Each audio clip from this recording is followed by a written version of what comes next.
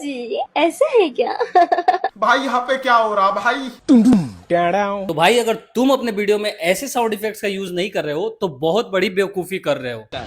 तुम मेरे वीडियोस को जाके चेक कर सकते हो कि जिन पर भी मैंने ऐसे साउंड इफेक्ट्स का यूज किया है उनके व्यूज लाखों में गए हैं और जिन पर नहीं किया उनके 10 या 20,000।